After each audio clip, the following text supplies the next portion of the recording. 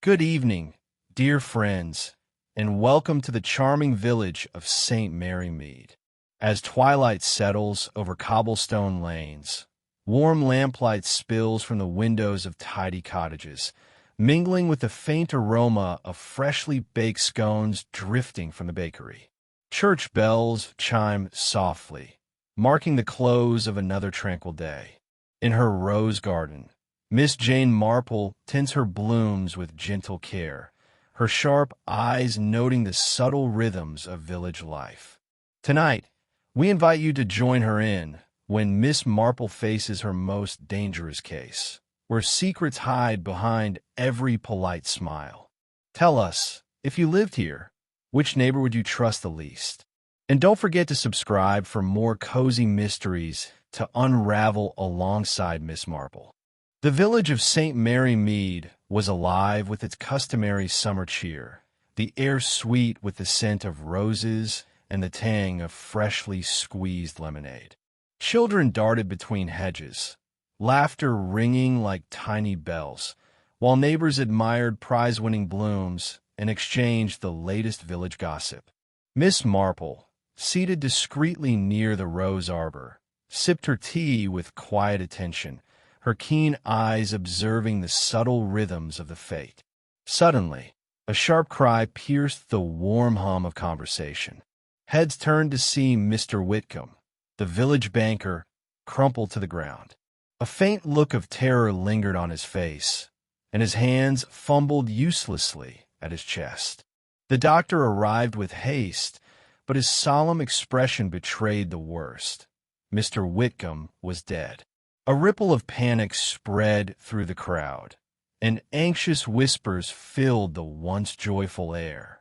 Yet Miss Marple's gaze remained calm, noting the slightly askew chairs, the odd angle of the banker's gloves, and the faint disturbance in the flower beds nearby. Something about the scene struck her as peculiar, too ordered to be mere accident. Beneath the cheerful chaos, she sensed a hidden design, a silent hand that had guided events to this fatal moment. The village fate would never feel quite the same again. Chapter 1. Whispers over Seed Cake. The vicarage of St. Mary Mead was a sanctuary of warmth that afternoon, its tall windows letting in slanting beams of sunlight that danced upon polished oak floors. The gentle hum of conversation filled the air, punctuated by the soft clink of fine china and the occasional rustle of sugar tongs. Tea had been poured, cream and sugar offered, and a generous plate of seed cake, still fragrant from the morning's baking, sat temptingly at the center of the table. Villagers had arrived in a steady trickle, drawn by both duty and curiosity, their eyes alight with the thrill of speculation. Mrs. Palmer, the baker, leaned forward eagerly, her apron dusted with flour. "I tell you," she whispered, lowering her voice as though sharing a confidente's secret, Mr. Whitcomb had taken to the cards. Not for fun, mind you, but the sort that leaves debts behind, debts that some would pay one way or another. A murmur of agreement circled the parlor. At the far end, the housekeeper, Miss Tremaine, shook her head delicately. "Nonsense," she countered softly, her tone almost conspiratorial. "It is the family, I fear. Old grudges and resentments, long hidden, bubbling to the surface. He was far too fond of pointing out faults, and I dare say someone grew tired of it." The rector, whose clerical collar was immaculate despite the sweltering summer heat, frowned. "We must consider the impression upon the village," he intoned gravely. "Even whispers, if unchecked, can sully reputations that have taken decades to build." His words seemed to hang in the air, an admonishment and a warning wrapped in civility. And through it all, Miss Marple sat quietly, hands folded around her delicate teacup. She smiled faintly at the chatter, the gossipy theories, the polite but pointed speculation. Yet her sharp mind was noting the inconsistencies, the flour dust that suggested the baker had been in her shop all morning despite claims of delivery, the slight hesitation in the housekeeper's voice when pressed about certain family members, the flicker of unease behind the rector's stern expression. Every detail, every nuance, added to the silent puzzle forming in her mind. The parlor was cozy, fragrant, and bright, yet beneath its surface, Miss Marple sensed the faint tremor of unease, threads that would, she knew, unravel in time to reveal the truth. Miss Marple set down her teacup with a quiet, deliberate clink and allowed her gaze to drift around the parlor. The sunlight caught on a small ink stain at the cuff of Mr. Grantham's sleeve, faint but unmistakable, and she made a silent note.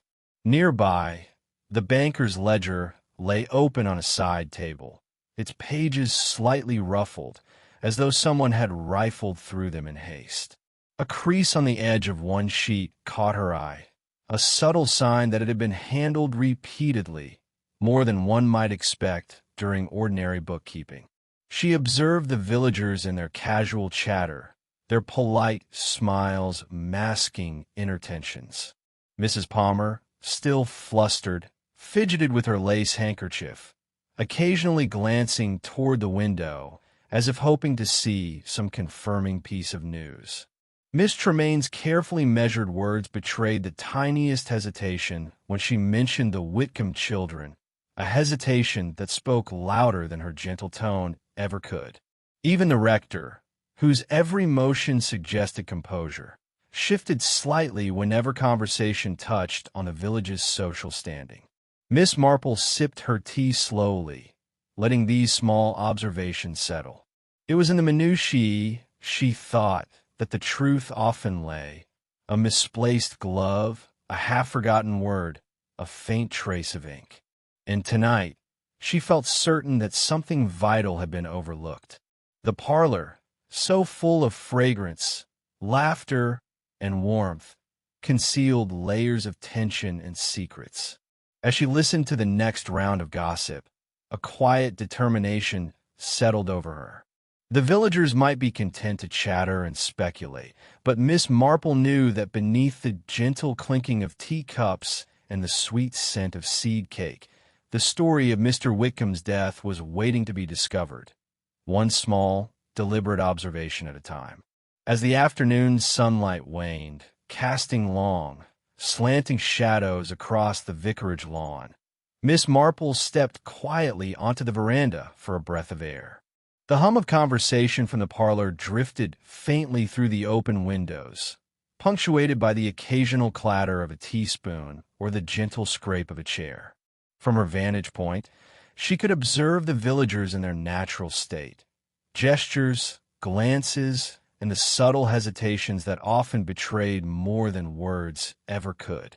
Across the lawn, Mr. Grantham stood chatting with a cluster of neighbors, his hands resting lightly on his cane. There was a stiffness to his posture, a careful control of expression that suggested more than casual civility. Nearby, Miss Tremaine fussed with the folds of her apron, her eyes darting now and then toward the vicarage entrance, as if expecting someone to arrive, or perhaps to flee. Even Mrs. Palmer, outwardly eager to assert her theory about gambling debts, occasionally paused mid-sentence, her flour-dusted fingers trembling slightly. Miss Marple's sharp eyes traced every fleeting movement, every furtive glance. Villagers whispered behind cupped hands, yet some faces carried a faint shadow of fear beneath the practiced politeness. The interplay of words and gestures painted a picture of unease, the kind that could only exist when secrets hovered close to the surface. A small smile touched her lips. The village seemed orderly, the air fragrant with flowers and the faint scent of tea, yet she sensed the quiet tremor beneath the calm. It was this very tension, this subtle dissonance, that often revealed the hidden truths. And in St. Mary Mead, she knew, secrets had a way of bubbling to the surface in time. With patience, keen observation, and gentle questioning, she would follow those threads, quietly, discreetly, until the full story emerged from the polite smiles and murmured gossip of her neighbors. Chapter 2. The Maid in Custody. The following morning, St. Mary Mead awoke under a sky the color of pewter, the air still warm from the previous day's sun, yet tinged with the faint crispness of early summer evening.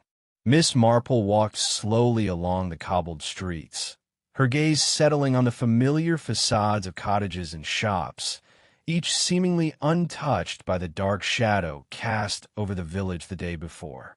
Yet, in the quiet, she discerned subtle shifts, slightly hastened footsteps, furtive glances exchanged between neighbors, and the occasional nervous cough that betrayed anxiety well beyond the ordinary.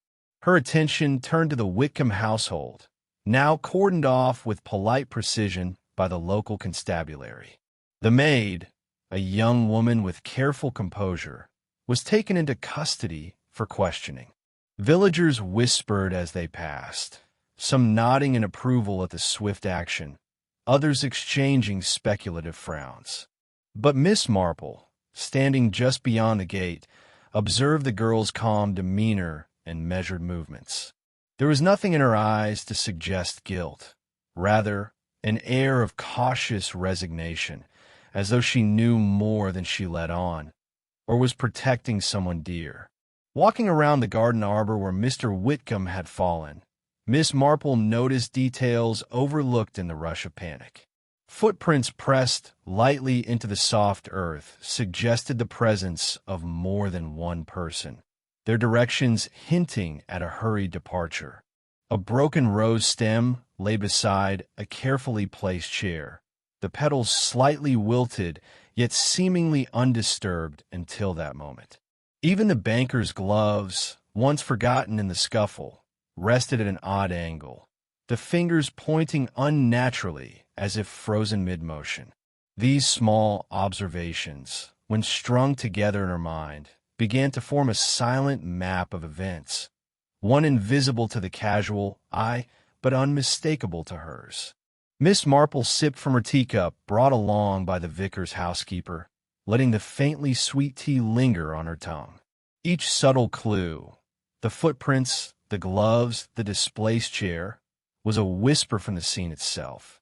And quietly, with the patience of one accustomed to the secret rhythms of human behavior, she began to piece together the story that the village and even the constables had yet to perceive. Miss Marple lingered near the rose arbor, letting her eyes wander over the carefully arranged flowers and the tidy paths that wound between them. At first glance, the garden appeared untouched by the tragic events of the previous day. Roses stood proudly in their beds, and the scent of lavender mingled with the soft sweetness of summer air. Yet her practiced gaze caught what others could not. A faint smudge of soil on the hem of Mr. Whitcomb's coat, as if he had brushed against a flower bed in his final moments, and a small, almost imperceptible tear in the lace tablecloth used during the fete, suggesting a hurried movement, perhaps a struggle. She moved slowly, crouching to examine the footprints pressed into the soft earth. They were small and careful, yet overlapped in odd patterns, hinting at more than one person moving hurriedly around the arbor. Even the arrangement of the chairs struck her as peculiar. One was slightly tilted, its leg pressing into the grass at an unnatural angle. A detail so minor most villagers would never notice, but to Miss Marple it spoke volumes. Retracing her steps, she recalled the maid's statements, calm, measured, almost rehearsed, and compared them against what she observed. There were inconsistencies, small contradictions that suggested either omission or deliberate concealment. And then there was the banker's ledger, momentarily forgotten during the confusion. The pages she glimpsed hinted at unusual entries, late-night withdrawals, and obscure payments that didn't quite match the records of his regular dealings.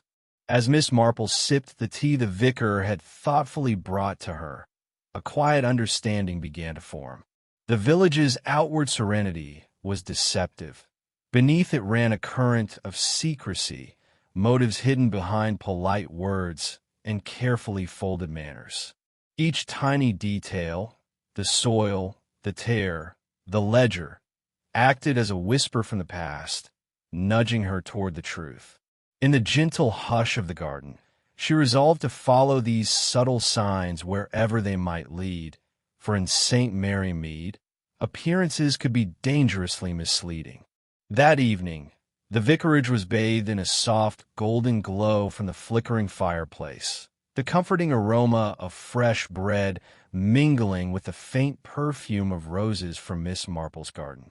The villagers had gathered once more, their conversations subdued, their polite laughter tinged with tension. Even within these familiar walls, the air seemed heavier, each polite exchange carrying a hidden note of anxiety. Over tea and carefully arranged biscuits, Miss Marple observed the subtle shifts in behavior. The rector spoke with measured gravity, frequently glancing at the clock as if timing his words to avoid unseemly revelations. Mrs. Palmer, still dusted with flour from her morning baking, fingered the edge of her handkerchief, eyes darting toward the corners of the room, as though expecting to see some confirming piece of news. And Miss Tremaine, the housekeeper, maintained a perfect composure, yet her fingers drummed ever so lightly on the teacup saucer, betraying an underlying unease. Miss Marple, seated in her accustomed corner, allowed the scene to unfold before her. Each slight tremor of expression, each pause in speech, was a thread in a tapestry of secrecy that only she seemed able to perceive. She noted the minor inconsistencies, a hesitation when speaking of family members, the vague evasions when certain questions were broached, and the careful phrasing chosen to avoid revealing too much. Though the vicarage radiated warmth and civility, a quiet tension lingered beneath the surface, a subtle vibration of hidden truths. Miss Marple sensed it keenly, recognizing that the charming exterior of village life often masked grievances, resentments, and motives that could lead to tragedy. And as she sipped her tea, a gentle smile touched her lips. She knew that patience and careful observation would reveal what others were too distracted or too polite to see. In St. Mary Mead, no secret remained hidden forever, and she was determined to discover them all. Chapter 3. Secrets Among Roses. By mid-morning, the village of St. Mary Mead was abuzz with news of the first arrest. Inspector Craddock, a man of firm posture and unwavering confidence, had summoned the villagers to the Whitcomb drawing-room to announce that the household maid, young Elsie Harper, was to be held for questioning regarding Mr. Whitcomb's untimely death. His voice carried an authoritative certainty that seemed to settle the minds of most onlookers. She was the last person to see him alive, he declared, his eyes scanning the small gathering of curious neighbors. Circumstantial evidence points clearly toward her involvement. It is now in the hands of the law to establish the details, but the facts as they stand are indisputable. A murmur of approval rippled through the room. Mrs. Palmer nodded vigorously, her flour-dusted hands clutching her apron as though to steady herself. At last, she whispered, justice will be swift. Even the rector inclined his head in solemn agreement, murmuring prayers under his breath for the resolution of the scandal.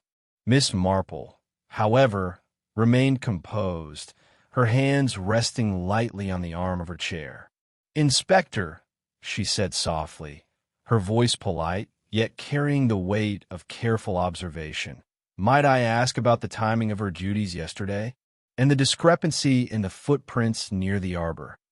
Craddock's brow furrowed slightly. "Miss Marple, I appreciate your concern, but we must rely on the evidence, not conjecture. The girl has no alibi, and the witnesses have corroborated her presence near the scene." She inclined her head gracefully, concealing the quiet disappointment that flickered within her. Polite conversation resumed around her, yet her sharp mind continued to note inconsistencies.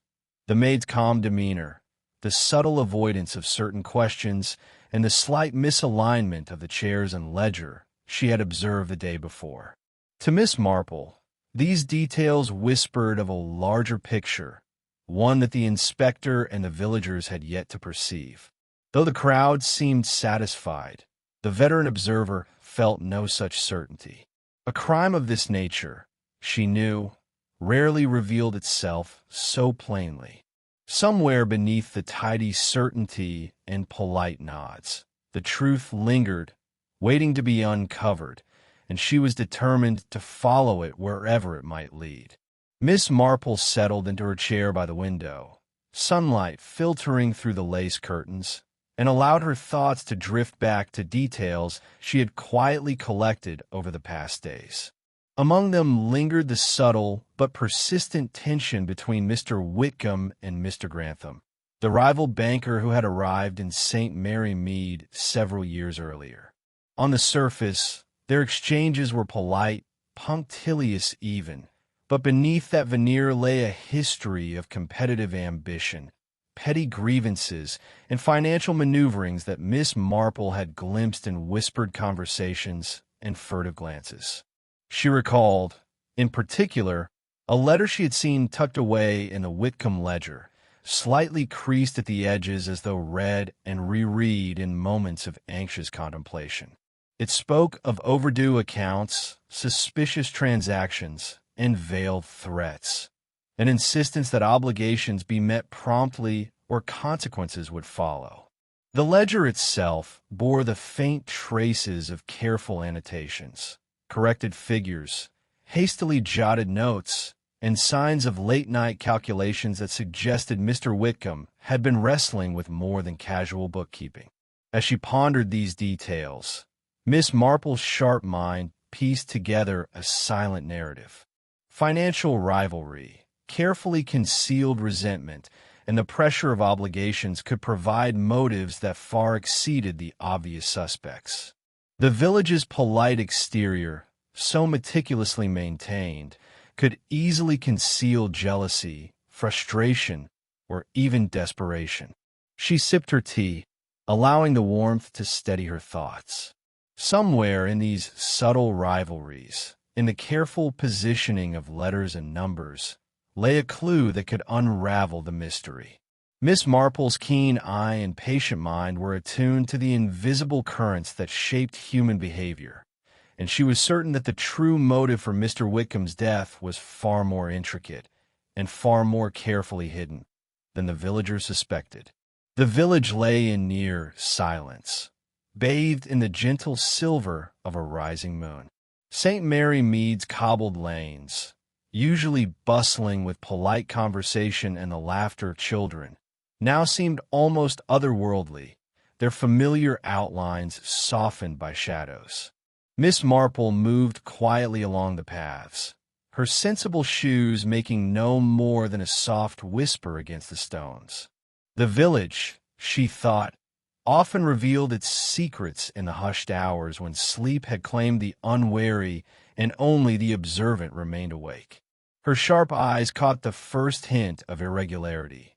The gate to Mr. Whitcomb's garden, ordinarily fastened with care, stood slightly ajar, its latch pressed awkwardly against the post.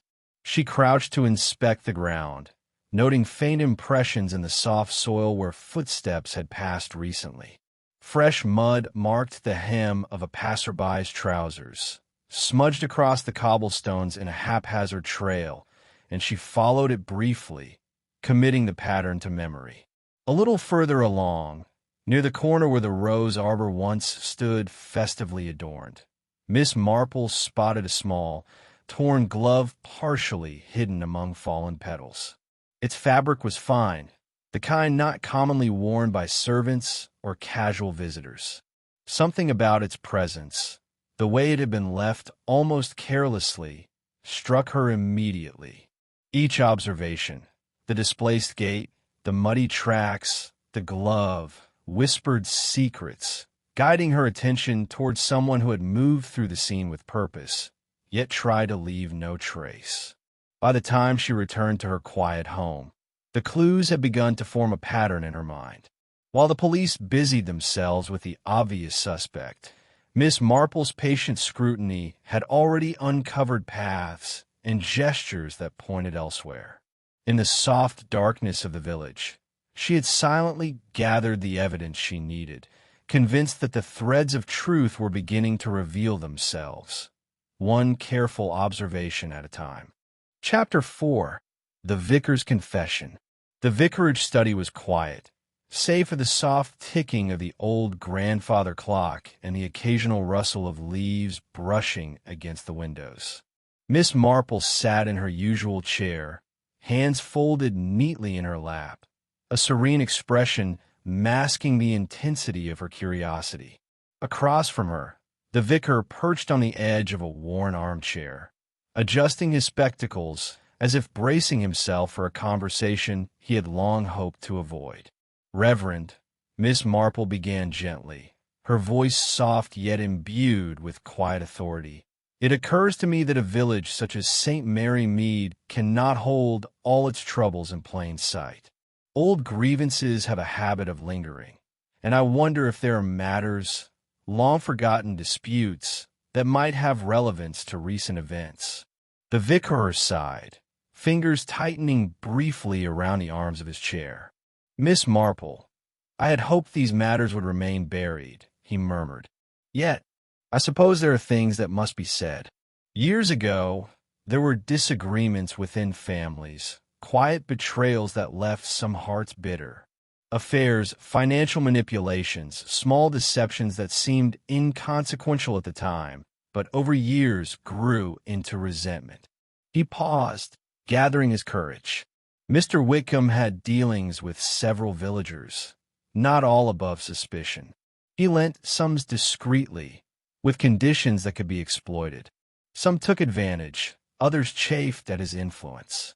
Even those who appeared most loyal may have harbored secret grievances, quietly nursing the sense that they had been wronged in ways not apparent to outsiders. Miss Marple nodded thoughtfully, letting the vicar's words settle. Each revelation, subtle and careful, hinted at motivations that the surface of polite village life could never reveal. Affairs hidden behind curtains, betrayals disguised as friendly gestures, financial manipulation concealed beneath polite agreements. These were the threads from which a complex pattern emerged. "Thank you, Reverend," she said softly, rising to leave. Sometimes the smallest hints, when gathered patiently, show us the larger design. As she stepped into the corridor, her mind already mapped the web of old rivalries and secret resentments, realizing that buried motives often held the key to understanding even the most perplexing of crimes. Miss Marple sat at the vicarage desk, the warm afternoon light streaming through the tall windows, illuminating the pages of Mr. Whitcomb's meticulously kept ledger.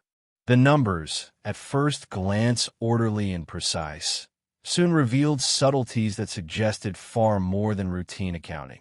Certain entries were crossed out and rewritten, others annotated with small, almost imperceptible notes in the margins. She traced her fingers lightly over the pages, reading not only the figures but the patterns they implied, the silent messages hidden between rows of sums. A series of unusual withdrawals caught her attention, small amounts that appeared at irregular intervals, each carefully recorded under innocuous headings. Yet when compared with other entries, they hinted at secret arrangements, funds that were extended without explanation, repayments that arrived with suspicious timing. One name recurred frequently, ink slightly smudged, as though written hastily in a moment of distraction. Miss Marple's sharp mind recognized the possibility of extortion, the subtle coercion of debts imposed quietly, leaving only faint traces for those paying attention to discover. As she continued through the ledger, She noticed patterns of lending and repayment that did not align with the publicly known accounts. Certain villagers, who outwardly appeared uninvolved, were connected by these hidden financial strings, their motives obscured beneath layers of civility. Even small favors and seemingly innocent gestures now took on new significance.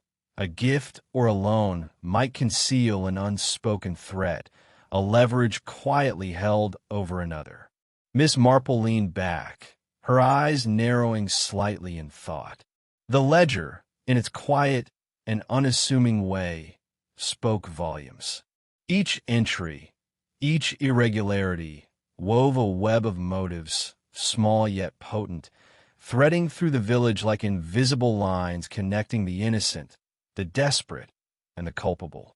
In this tangled network, the truth of Mr. Whitcomb's death began to emerge, not in a single dramatic revelation, but through the careful, patient observation of details others had overlooked.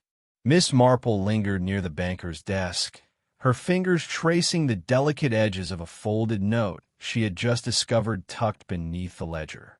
The paper was yellowed at the corners, the ink slightly faded, but the message it bore was unmistakably urgent. It warned of exposure, of secrets that, if revealed, could bring ruin to someone the village held in quiet esteem. The handwriting was precise yet hurried, each stroke betraying a mind anxious to communicate something critical before it was too late. A shiver of unease ran through her. This note, so carefully hidden, spoke of intentions that were neither casual nor accidental. She reread the words silently, noting the subtle phrasing, threats implied rather than explicit, veiled warnings that hinted at knowledge of matters only a few in the village could possibly possess. The implications were chilling. Someone had planned carefully, moved deliberately, and ensured that the warning reached its intended recipient, or perhaps that it would remain undiscovered, a silent witness to the events about to unfold. Miss Marple's sharp eyes scanned the surrounding area. The chair near the arbor, slightly askew, the footprints in the soft earth outside, and the disordered ledger now all formed a tapestry of quiet, deliberate action. Each element, taken alone, might seem insignificant, but together they whispered a story of concealed motives and hidden movements. The village, so outwardly calm and orderly, now seemed to pulse with unspoken tension. Beneath its tidy exteriors and polite smiles, a carefully concealed danger had been at work, and only by piecing together these subtle clues could the truth emerge. Miss Marple, quietly resolute, knew that patience and careful reasoning would reveal not only who had acted but why, and that the web of secrets she had begun to untangle held answers far darker than the villagers might ever suspect. Chapter 5. Shadows in the Churchyard. The following morning, St. Mary Mead awoke to a new wave of unease. News spread quickly that another unsettling event had occurred near the village green, shattering what little sense of calm had returned after Mr. Whitcomb's death. A minor accident, according to the initial report. Someone had found the vicar's prize terrier, Toby, unconscious beneath the hedgerow, with a faint trace of poison on the leaves nearby. Though the dog would recover, the implication was unmistakable. Danger was not confined to one unfortunate soul. Villagers gathered in small, tense clusters, exchanging nervous glances and whispered theories. Mrs. Palmer shook her head, flour dust still clinging to her apron, as she murmured, "It's as though the village itself has been cursed." Miss Tremaine clutched her hands together, eyes darting to the corners of the garden as though seeking an invisible threat. Even the usually composed rector walked with a measured pace, his brow furrowed in thought, realizing that what had seemed an isolated tragedy might indeed form part of a deliberate pattern. Miss Marple, observing discreetly from the edge of the square, allowed her sharp mind to take in the subtle signs. Fresh mud marked the footpaths once more, similar to what she had noted near the Whitcomb arbor. A torn scrap of fabric clung to a bramble bush, the fibers faintly matching the glove she had seen days earlier. The evidence was scattered, delicate, almost imperceptible, yet it suggested movement, planning, and intention behind acts that others dismissed as coincidence. She crouched briefly to examine the soil, noting impressions that indicated a second, distinct presence alongside the first. The pattern of disruption, though small, hinted at a careful observer acting with purpose, someone accustomed to avoiding detection. As the villagers fretted and theorized, Miss Marple's mind quietly pieced the fragments together, her intuition guiding her to a realization. This was no random series of mishaps.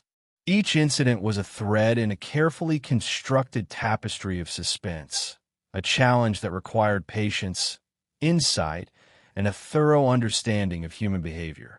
The village, outwardly serene in its summer warmth, now trembled beneath the surface, and Miss Marple knew that only a quiet, relentless unraveling of the subtle signs would reveal the truth lurking in St. Mary Mead's shadowed corners. By mid-morning, St. Mary Mead hummed with quiet tension. The village, usually a haven of friendly chatter and casual kindness, had transformed almost overnight into a place where every glance carried suspicion. Neighbors who once exchanged cheerful greetings now hesitated, words caught on their lips as eyes flickered toward those nearby, searching for hidden meanings or subtle signs of guilt. Even friendships that had endured decades seemed fragile, as though shaken by the sudden intrusion of fear. Miss Marple moved through the village with the unassuming grace of one who belongs entirely to its rhythms, yet her attention was keen and unrelenting. She noted the villagers' mannerisms, the flicker of an eye, the hesitant shift of a shoulder, the too careful phrasing of an explanation. Some appeared genuinely concerned, offering small acts of kindness or checking discreetly on neighbors. Others, she observed, performed anxiety, their polite gestures masking calculations and concealed motives. In the vicarage garden, Mrs. Palmer lingered with a cautious smile, brushing crumbs from her apron as she spoke in hushed tones. Miss Tremaine watched from the kitchen window, her expression carefully neutral, but a certain stiffness betrayed the effort it took to maintain composure. The rector, walking along the lane, nodded to villagers in measured politeness, yet even he seemed aware of the fragility of trust in this fragile moment. Miss Marple, quietly contemplative, traced the patterns in her mind. Fear, she knew, was an illuminating force. It revealed cracks in the facades, exposed the hidden webs of deceit, and hinted at the motives concealed beneath polite civility. And as the village whispered, speculated, and eyed one another warily, she understood that in this fragile atmosphere, patience, observation, and discernment would be the keys to uncovering the truth behind the tragedies that had unsettled St. Mary Mead. Miss Marple retraced her steps along the garden paths and cobbled lanes of St. Mary Mead, allowing her eyes to linger on details the casual observer would miss. Footprints pressed into the soft soil near the rose arbor told a story of hesitation and deliberate movement. Someone had approached cautiously, shifted their weight as if uncertain, and then retreated with purpose. Among the flowers, a few petals were crushed in odd patterns, as though someone had brushed past in haste or distraction, leaving silent testimony to their passage. Near the edge of the path, a small scarf, carelessly left but unmistakably out of place, hinted at nervous fingers and a fleeting moment of panic. Miss Marple bent to examine it, noting the faint scent that clung to the fabric. a trace of perfume not common among the villagers, a signature of personal identity disguised beneath ordinary appearances. Each detail, each subtle irregularity, contributed to the mental sketch forming in her mind. As she considered the sequence of events, a psychological picture of the perpetrator began to emerge. A careful observer, meticulous in covering their tracks yet betrayed by small lapses. Someone accustomed to controlling appearances yet prone to moments of impulsive error. Miss Marple's keen insight into human nature allowed her to anticipate behavior patterns and emotional reactions, forming a strategy to expose the person responsible without confrontation. She straightened and adjusted her hat, a quiet smile touching her lips. The pieces were aligning, the invisible threads becoming tangible. With patience, subtle questioning, and gentle manipulation, she would guide the killer into revealing themselves, ensuring that the truth emerged not through force or accusation, but through the careful orchestration of observation, deduction, and the quiet power of human psychology. Chapter 6. Tea with a Twist. The afternoon sun bathed Miss Marple's quaint cottage in a warm, honeyed light, filling the room with the comforting aroma of freshly brewed tea and buttered scones. The vicarage had been abuzz earlier with rumors of her invitation, yet she had presented it as nothing more than a casual gathering, a quiet tea for neighbors to discuss recent village events. The key villagers arrived in a polite trickle, each carrying their best manners like armor, unaware that they were stepping into a carefully arranged psychological stage.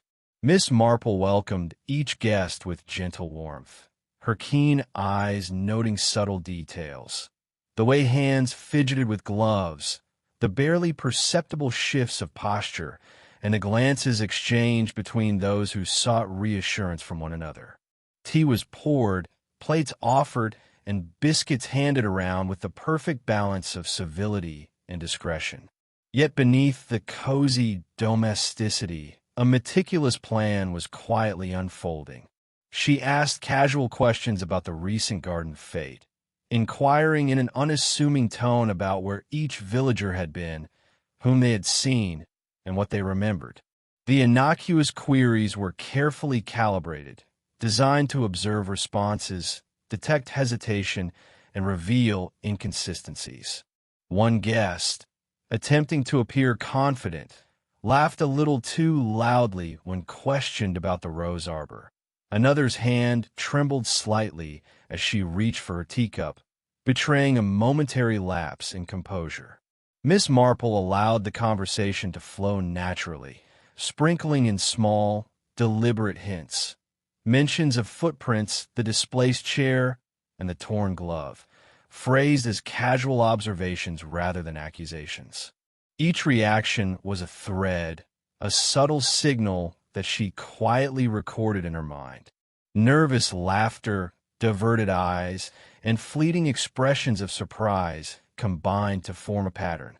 By the time tea was finished and plates cleared, the room had revealed its hidden truths.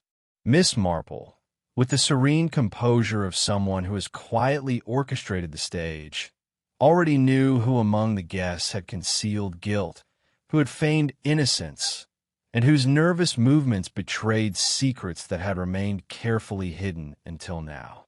In the gentle warmth of her sitting room, she had set the final trap, and soon the threads of deception would unravel completely. Miss Marple leaned back in her chair, fingers lightly resting on the rim of her teacup as the conversation continued around the warm glow of her sitting room. Her questions had been gentle, almost casual, yet the atmosphere seemed to thicken with each polite exchange. One guest, in particular, shifted uncomfortably, a faint flush creeping up the neck, and Miss Marple's eyes twinkled ever so slightly. She had noticed these subtle signs from the very first moment he entered the room. "I suppose it was all so unexpected," the man said, his voice carefully measured, as if speaking with deliberate calm. A tragic series of accidents, really. One could hardly foresee such unfortunate circumstances. He paused, glancing toward the others, but Miss Marple's gaze remained fixed, attentive. His hand, previously steady, now fiddled nervously with the cuff of his jacket, betraying the tension beneath the courteous mask.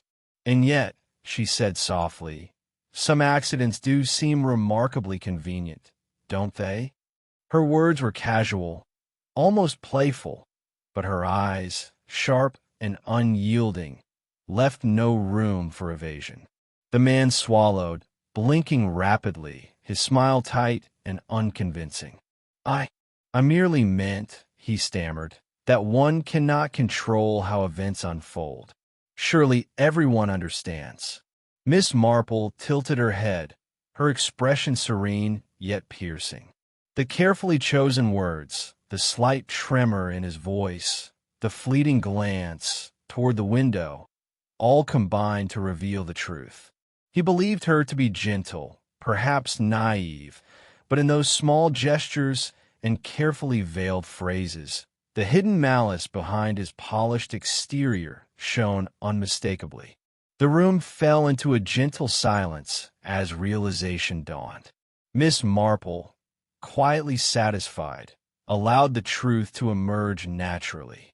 No dramatic accusation was needed. The murderer had revealed themselves through the simple, unguarded acts of their own fear and duplicity, and in that moment, the web of deception began to unravel before her very eyes. Miss Marple remained seated, her teacup untouched now, as the final pieces of the puzzle settled into place within her mind. She had observed, questioned, and listened with patience, and each subtle cue now aligned into a coherent pattern. The handwriting on the hidden note matched that of the nervous guest, a meticulous hand that belied the hurried, anxious tone of its contents. Every stroke, every flourish confirmed the connection she had suspected from the start. Turning her attention to the financial records, she reviewed the irregular entries, the hidden loans, and the carefully timed payments. Each transaction now revealed its significance. Motives intertwined with opportunity, greed intertwined with resentment. It was clear that the murderer had exploited not only circumstance, but the trust of the village, manipulating appearances while leaving traces only an attentive observer could discern. Even the physical evidence, the displaced gate, the footprints, the trampled flowers, and the torn glove, fell neatly into place. Each small anomaly aligned with the presence of the culprit, forming an irrefutable trail of subtle but deliberate actions.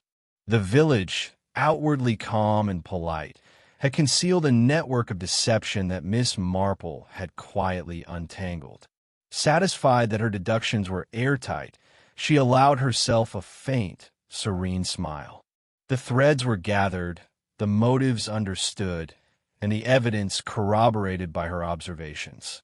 All that remained was the formal reveal, a moment in which the village would see the truth emerge from behind the veil of civility and polite facades. With careful patience and gentle orchestration, Miss Marple had set the stage for justice to unfold without dramatics, letting the truth speak for itself. Chapter 7. The Drawing Room Revelation. The drawing room of St. Mary Mead's vicarage was filled with the low murmur of curious villagers and the measured presence of Inspector Craddock. The sunlight streamed through the tall windows, casting soft patterns across the polished floor, while the aroma of freshly brewed tea lingered faintly in the air. Miss Marple stood near the fireplace, composed yet commanding in her quiet way, ready to guide everyone through the chain of events that had unsettled the village. "Friends," she began gently, her voice calm and deliberate, "I think it may help if we revisit the scene of recent events carefully and consider each small detail that was, perhaps, overlooked in the initial confusion." She gestured toward the seating arrangement, noting how one chair by the rose arbor had been slightly misaligned, a subtle displacement that indicated someone had leaned upon it in a moment of hurried tension. Her eyes moved deliberately across the room, drawing attention to the torn glove she had discovered days earlier, resting innocently on a side table. This glove, she explained, was not lost by accident. It tells of a struggle, a hurried movement, and the presence of someone who believed they could act unnoticed. Footprints pressed faintly into the soft earth around the arbor. She continued, had been carefully overlooked but spoke volumes to those who observed patiently. Their directions suggested more than one person had been involved, moving with purpose, yet leaving traces for the discerning eye. And then, of course, she said, with the slightest inclination of her head, we consider motives hidden beneath polite smiles. Mr. Whitcomb's financial dealings, long concealed, reveal pressures, debts, and obligations that could drive even the most careful individual to desperate measures. The villagers shifted uneasily, glancing at one another, the realization settling slowly that what had seemed an unfortunate accident was far more calculated. Miss Marple spoke with gentle authority, drawing the evidence together. Misaligned chairs, torn gloves, footprints, and financial motives converged into a coherent narrative, one the casual observer had missed. Each detail, once isolated, was now part of a larger, undeniable picture. By the time she finished, a hush had fallen over the room. Even Inspector Craddock, accustomed to commanding certainty, nodded thoughtfully. The calm, unassuming detective had laid bare the truth, revealing how subtle signs and careful observation could illuminate the darkest corners of a village seemingly full of charm and civility. The room grew taut with anticipation as Miss Marple's explanation drew to a pause. All eyes rested on the man whose subtle signs she had so patiently observed. His confident posture faltered slightly, fingers tightening around the edge of his chair as he realized the calm scrutiny of the vicarage drawing room had stripped away his carefully maintained mask. I don't understand," he stammered, voice wavering, attempting a fragile denial. "You cannot possibly mean—" Miss Marple's eyes met his steadily, serene yet unyielding. "I believe, sir," she said softly, "that you are struggling to reconcile your own actions with appearances you thought would remain unquestioned. Each gesture, every slip you have made, your hurried movements, the footprints, the torn glove, the anxious phrases, all align with the truth more clearly than you realize." The villagers gasped audibly. Polite smiles faltered, and whispered suspicions transformed into a tangible, collective astonishment. Faces that had once radiated cordiality now betrayed surprise, shock, and disbelief. Long-held assumptions about neighbors' innocence crumbled, revealing the hidden tensions and quiet malice that had simmered beneath St. Mary Mead's tranquil surface. The man's feeble protests grew quieter as Miss Marple continued, her voice unwavering. Logical sequences she had observed over the past days, financial pressures, secret transactions, and carefully orchestrated movements, cornered him without a raised voice or dramatic accusation. His composure fractured entirely as the undeniable evidence unfolded before everyone's eyes. By the time she concluded, the facade of village civility was irrevocably shattered. The murderer, pale and shaken, understood at last that their secrets could not withstand the patient, penetrating observation of one who had quietly noted every inconsistency. In the gentle clarity of Miss Marple's revelation, truth had triumphed, and St. Mary Mead would never view its familiar streets quite the same way again. After the tense revelation, Miss Marple rose gracefully, her composure a calming presence amidst the villagers' murmurs and the murderer's stunned silence. She spoke with quiet authority, ensuring that the truth, though laid bare, would be handled with dignity and discretion. "Inspector Craddock," she said softly, "the evidence is clear. Perhaps it would be best to accompany our friend to the proper authorities without delay and without unnecessary alarm." Craddock, relieved to have the matter clarified with such precise reasoning, nodded and stepped forward. The culprit, now pale and subdued, allowed himself to be led quietly from the drawing-room, aware that the gentle yet resolute guidance of Miss Marple left no room for theatrics or scandal. The villagers watched in a mixture of relief and awe, appreciating the elegance with which justice had been ensured, swift, certain, yet entirely civil. Miss Marple turned to the gathering, her eyes softening. "It is often said," she began, "that appearances can deceive. In a small village, civility and discretion are cherished, but that should never allow wrongdoing to go unnoticed. Today, the truth has prevailed, and we are fortunate to have been guided by patience, observation, and the quiet insistence that justice need not be loud to be effective." The atmosphere gradually softened, tension giving way to reflective relief.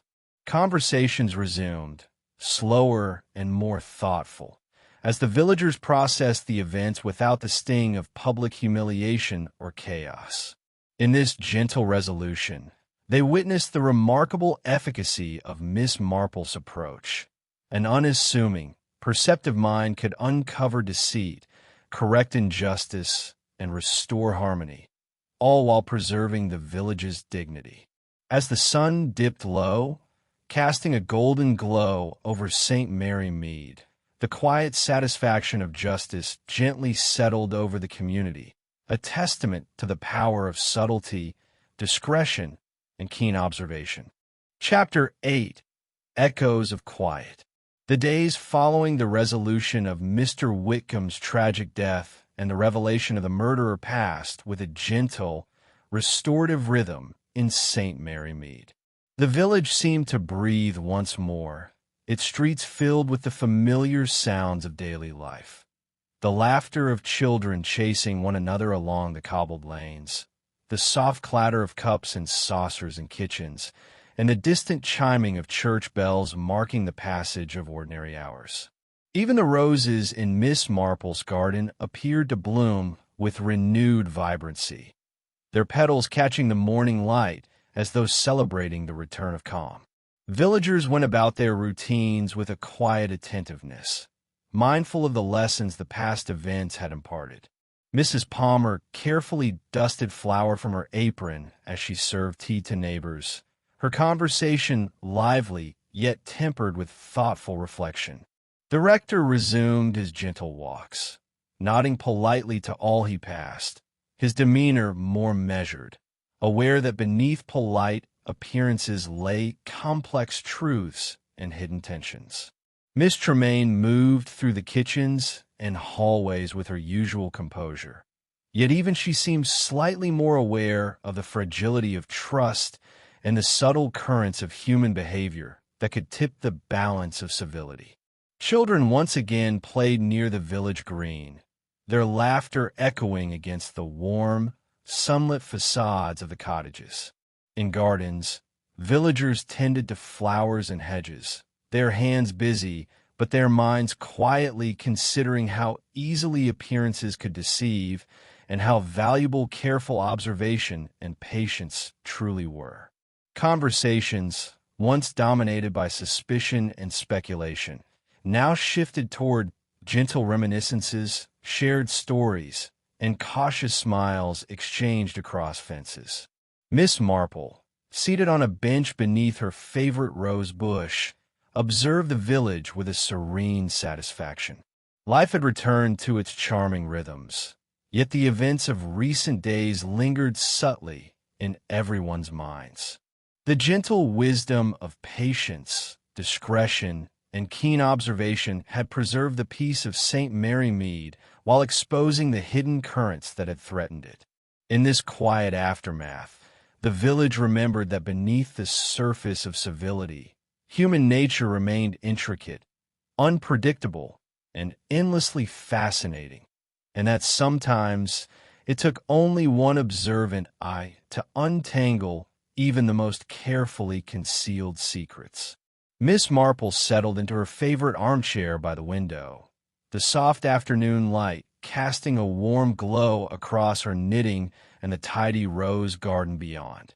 She let her thoughts wander gently over the recent events, the intricate web of human behavior she had quietly unraveled. Villages, she reflected, were often like a delicate patchwork quilt, beautiful on the surface, yet stitched with hidden tensions, rivalries, and secrets that could remain unnoticed for years. Human nature, she considered, was rarely simple. Beneath polite greetings and cheerful facades lay fears, ambitions, and sometimes malice. It was these subtle undercurrents, often imperceptible to the casual observer, that could lead to consequences both tragic and unforeseen. Yet, she mused, it was precisely these complexities that made her work, the quiet art of observation and patient deduction, so meaningful. By attending carefully to details, listening with intent, and noticing the unspoken, one could discern truth amidst even the most charming illusions. Despite the darkness revealed in recent days, Miss Marple's heart warmed at the resilience of St. Mary Mead. Villagers continued their routines, tending gardens, baking scones, and exchanging small courtesies. The laughter of children echoed once more along the lanes, and neighbors offered polite smiles that, though wary, carried an enduring sense of community. Patience, discretion, and gentle guidance had restored balance without shattering the bonds that held the village together. As she sipped her tea, Miss Marple allowed herself a faint, knowing smile. Even in the gentlest communities, secrets were woven into everyday life. But with careful attention and quiet perseverance, harmony could be recovered. The village would continue, its rhythms resilient, and its mysteries, for now, safely observed and understood by one watchful eye.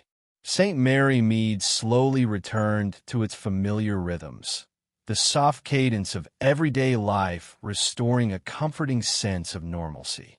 The bakery's ovens sent warm, inviting scents down the cobbled streets.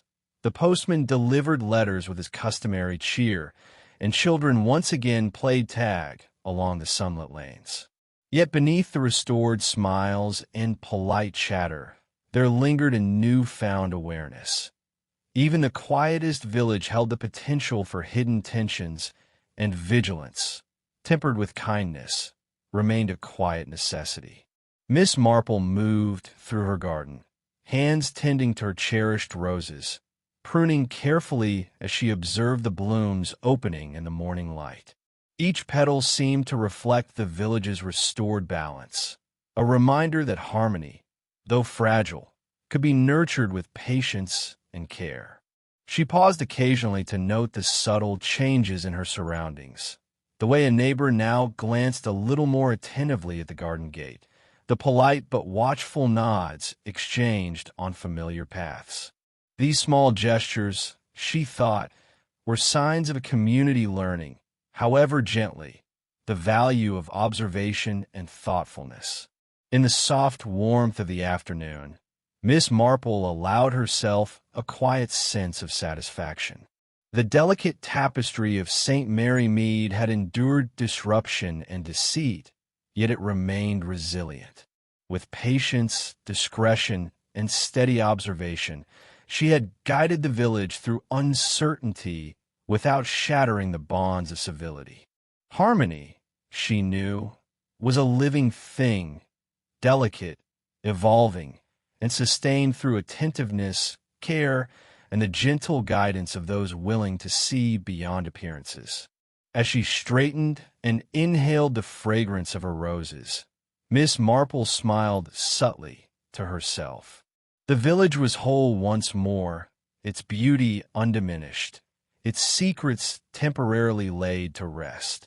And for now, at least, the quiet rhythms of St. Mary Mead promised safety, civility, and the comforting certainty that some truths, once revealed, could restore peace to even the most fragile of communities. As twilight descended upon St. Mary Mead, the village took on a soft, golden glow. Windows glimmered with lamplight, and the warm flicker of fireplaces spilled through doorways, casting dancing shadows across familiar streets. Inside kitchens and parlors, the comforting aroma of tea, freshly baked scones, and simmering stews invited neighbors to gather once more, sharing quiet conversation and gentle laughter. Life, for all its recent turbulence, had settled back into its reassuring rhythm. Miss Marple sat quietly by her own hearth, knitting needles poised, eyes occasionally lifting to watch the smoke curling from the chimney and the flicker of candlelight on the rose-hued walls. She thought of the days past, the subtle signs she had noticed, the carefully observed gestures that revealed truths hidden beneath polished facades. Human nature, she reflected, was delicate and unpredictable, capable of both quiet malice and enduring kindness. Yet with patience, discernment, and gentle courage, one could navigate even the most intricate webs of secrecy, preserving harmony while allowing justice to quietly unfold. And as the village returned to its familiar cadence, the question lingered: which character in St. Mary Mead had surprised you the most, and why? Perhaps it was the nervous glances of a once trusted friend, the unassuming persistence of a clever observer, or the subtle acts that hinted at hidden resilience. Share your thoughts and theories in the comments below, and immerse yourself further in the delicate tapestry of village life, where even the smallest details can conceal stories of intrigue, courage, and revelation. If you've enjoyed joining Miss Marple in her most dangerous case, do subscribe to our channel for more immersive journeys into cozy mysteries, where polite smiles hide secrets, gardens conceal intrigue, and every corner of charming villages holds a story waiting to be uncovered. The hearth fires burn gently, but the mysteries they illuminate are never far away.